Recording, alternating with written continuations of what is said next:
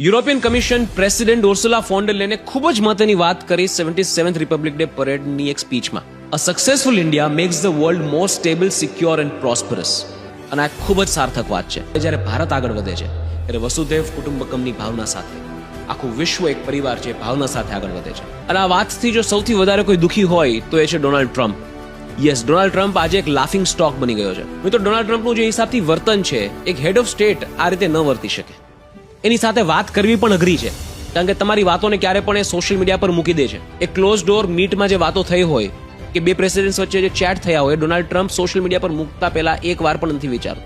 બિલકુલ શરમ જ નથી. અને એકવાર એવો વિચાર આવે કે ડોનાલ્ડ ટ્રમ્પ આવું કેમ કરે છે, આટલું રેડિકલી બિહેવિયર કેમ કરે છે. 2026માં યુએસમાં એક ઇલેક્શન આવી રહ્યું છે, સેનેટનું ઇલેક્શન. અને જો એ ઇલેક્શનમાં ડોનાલ્ડ ટ્રમ્પને જીતવું હોય તો ડોનાલ્ડ ટ્રમ્પે 12 દુશ્મનો ઊભા કરવા પડશે, જેને કારણે અમેરિકાના ફાર રાઇટ વોટર્સને એવું લાગે કે અમે જે લીડરને ચૂઝ કર્યો છે એ અમારા માટે રાઇટ છે અને પાછા એમને વોટ આપે. એટલે આ ખરેખર રાજનૈતિક ફાયદા માટે થતું એક રેડિકલાઇઝેશન છે. Trump is really radicalising the US voters. અને મિત્રો, યુએસની પોપ્યુલેશનને પણ આ વાતની ખબર પડી જ જશે. ક્યાં સુધી એ લોકો સહન કરશે? 96% of the tariff cost are being paid by the US population. આજે ટ્રમ્પ આડેધડ બધાને ટેરિફ મારે છે, એના કારણે વસ્તુઓ મોંઘી થાય છે. એ પ્રાઇસ યુએસના કસ્ટમર્સ પે કરે છે. અને આજે અમેરિકાની હાલત ખૂબ ખરાબ છે. દુનિયાનો કોઈ પણ સારો અને મોટો દેશ અમેરિકા સાથે બિઝનેસ કરવા નથી માંગતો.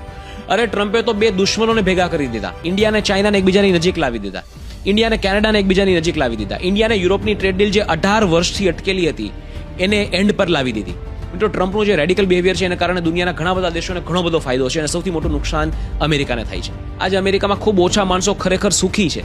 Unemployment rate for skilled workers highest in the last 4 years. છેલ્લા 4 વર્ષમાં સૌથી વધારે બેરોજગારી અમેરિકામાં આ વર્ષે છે. ટ્રમ્પ જેટલા લોકો સાથે જે હિસાબથી બિહેવ કરે છે એમાંથી સૌથી ખરાબ રીતે જો કોઈની સાથે બિહેવ કરતો હોય તો તેના પોતાના નાગરિકો અમેરિકન્સ સાથે કરે છે.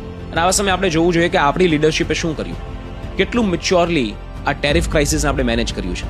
આપણે યુએસને ક્યારે પણ ડિરેક્ટલી રિસ્પોન્ડ નથી કર્યો, યુએસ સાથે સંબંધ પણ નથી બગાડ્યો અને બીજા ઘણા બધા કન્ટ્રી સાથે આપણે સંબંધ સુધારી લીધો. બીજી ઘણી બધી ટ્રેડ ડીલ્સ આપણે ક્લોઝ કરી નાખી. ભારત અને યુકે વચ્ચેની trade deal, free trade agreement is closed. Bharat અને યુરોપ વચ્ચેનું free trade agreement is closed. Canadian prime minister is coming to India soon. અને આવી જ રીતે ભારત દુનિયાભરના દેશો સાથે દોસ્તી વધારવાનું કામ કરી રહ્યું છે. મિત્રો, આપણે સોશિયલ મીડિયા પર બેઠા બેઠા કોમેન્ટ્સ કરતા હોઈએ કે મોદીજી દુનિયાભરના દેશોમાં શું ફરવા જાય છે, કેમ જવું પડે એમને.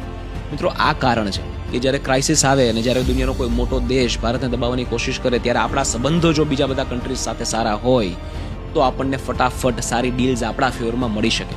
અને ત્યારે આપણે એ આવી મોટી તાકાતની આંખમાં આંખ નાખીને કહી શકીએ કે હું મારા હિતોનું રક્ષણ પહેલાં કરીશ. અને આપણા આદરણીય વડાપ્રધાન મોદી સાહેબે એ જ કર્યું છે. અને એના માટે આપણે આપણી લીડરશિપને જેટલી વધાવીએ એટલી ઓછી છે.